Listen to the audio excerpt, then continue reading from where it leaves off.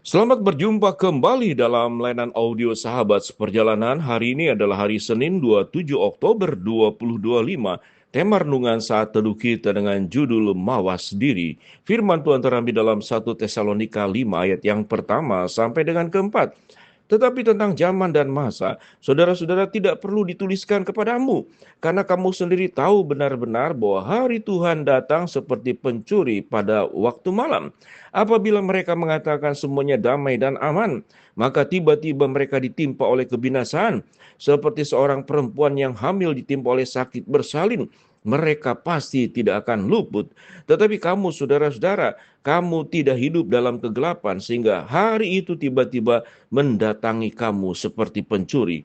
Mari kita berdoa. Bapa yang di dalam surga, biarlah firman Tuhan yang sudah kami baca mengajarkan kami untuk hidup berjaga-jaga dan mawas diri. Dalam nama Tuhan Yesus kami berdoa. Amin. Shalom sahabat perjalanannya dikasih Tuhan, hidup berjaga-jaga dan mawas diri. Mari kita berikan ilustrasi yang lebih mudah dipahami sebelum membahas kebenaran firman Allah. Mengapa kita butuh security? Mengapa kita butuh keamanan? Mengapa kita butuh satpam untuk menjaga, khususnya berkenaan kalau malam hari? Biasanya itulah saat-saat di mana orang tertidur, terkantuk, lalu lelap dalam tidur dan mimpinya. Maka orang-orang para pencuri ini mereka melakukan seluruh niat kejahatannya dengan merampok, mencuri diam-diam, atau bahkan dengan secara kasar terbuka nyata-nyata. Mereka memakai senjata. Apa yang mereka akan ambil? Biasanya tentu barang. Dan kalau kemudian itu mengancam anggota keluarga yang ada di rumah yang sedang dilakukan perampokan, maka mereka tidak segan-segan. Demi keamanan mereka, takut tertangkap. Mereka akan juga melakukan sebuah tindakan, bahkan pembunuhan yang dilakukan. Pencuri tentu tidak kita sukai.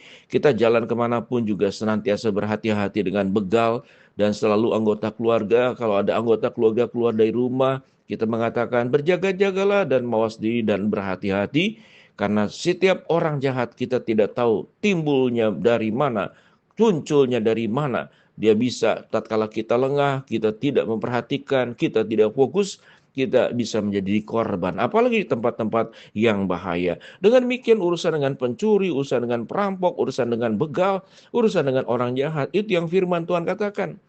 Itu seperti pencuri di waktu malam, tapi itu perbuatan jahat.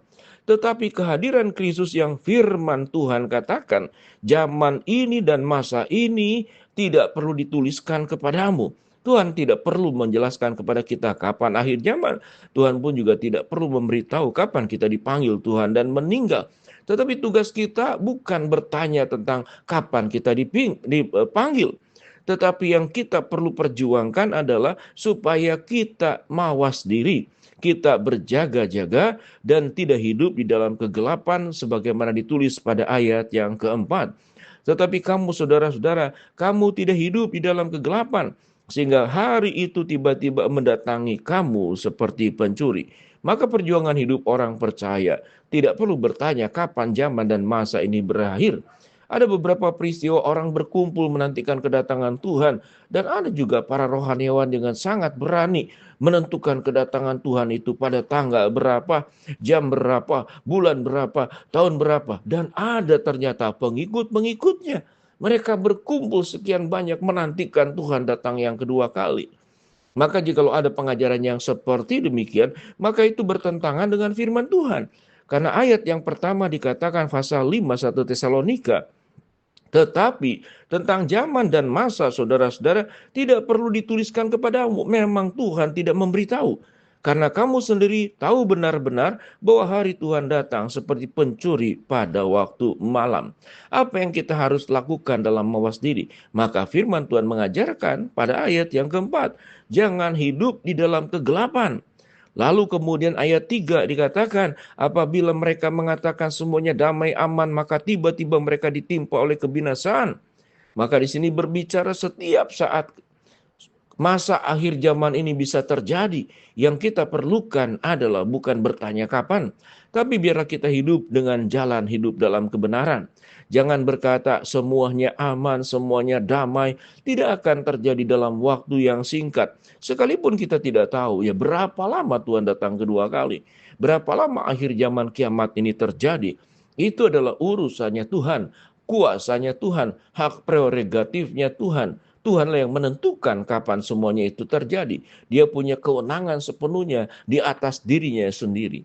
Tetapi tugas kita, biarlah kita hidup tidak di dalam kegelapan. Berarti, jadilah kehidupan kita sebagai terang. Tidak hanya menerangi pikiran sendiri, menerangi hati sendiri, emosi sendiri. Tapi kita dipanggil untuk menjadi terang bagi lingkungan kita. Karena dalam situasi gelap bisa banyak kecelakaan. Orang masuk jurang karena gelap. Orang tersandung karena gelap. Orang melakukan kejahatan di dalam kegelapan, kitalah kemudian sebagai korbannya. Atau jangan-jangan di dalam kegelapan, kitalah yang menjadi pelaku, yang kemudian merugikan dan mengorbankan orang lain.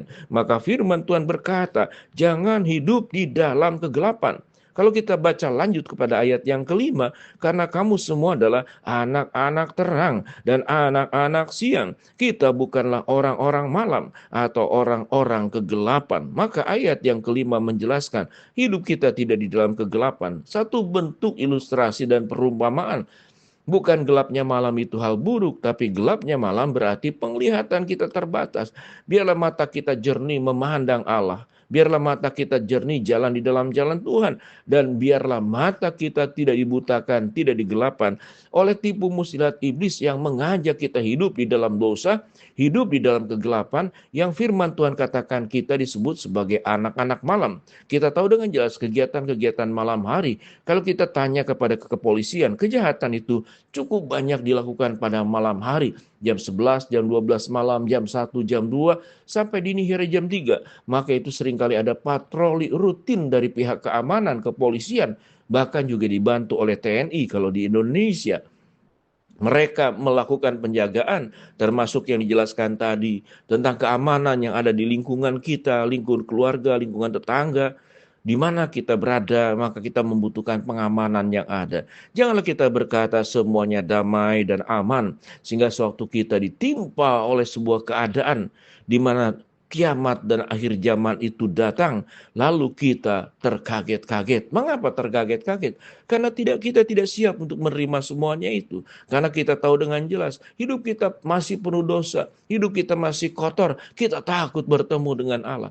Tapi orang yang berjaga-jaga, orang yang hidupnya mawas diri, selalu terus berjuang hidup di dalam kebaikan, walaupun kita tidak ada yang sempurna. Walaupun kita bergumul dengan keberdosaan kita masing-masing, walaupun kita berjuang dengan duri dalam daging kita yang kita ingin tentu tercabut, kita ingin hidup dalam kebaikan dan kebenaran, kesalehan dan dalam kekudusan, tetapi biarlah kita jangan sengaja untuk hidup di dalam dosa, karena kita adalah anak-anak terang, kita bukan anak-anak malam, kita bukan anak-anak kegelapan, kita bukan anak-anak yang berbuat kejahatan, tetapi anak-anak Allah yang sudah ditebus dari dosa-dosa kita dan dipanggil hidup di dalam kebaikan, hidup dengan benar, kudus, seturut dengan jalan perintah tuntunan Tuhan yang sudah Tuhan nyatakan kepada kita. Jadilah orang-orang yang berjaga-jaga, jadilah orang yang mawas diri untuk menghadapi satu hari kelak nanti akhir zaman akan tiba. Kita berdoa.